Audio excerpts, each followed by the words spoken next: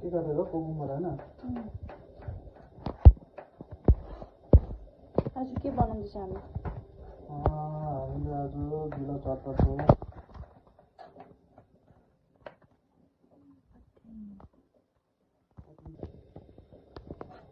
यो चाहिँ कुकुम्बर हो अब अनियन काट्ने छ त्यसको बादमा मुला हालेको छ आलु बोइल हुँदैछ त्यता आलु अलिकति आलुको मसला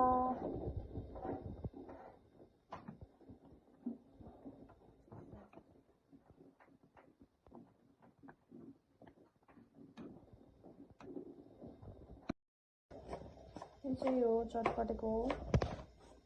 मसला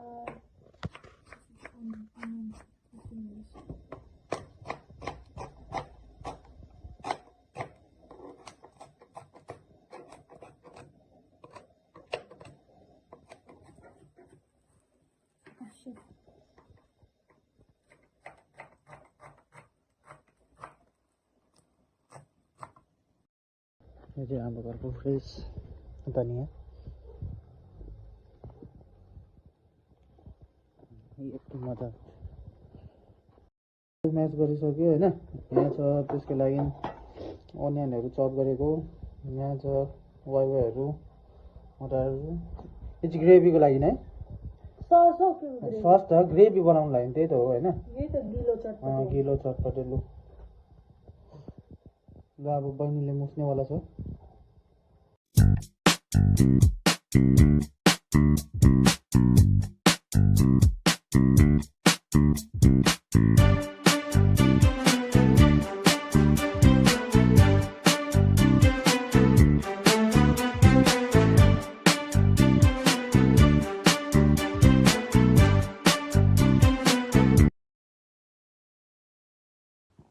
आमाले खायो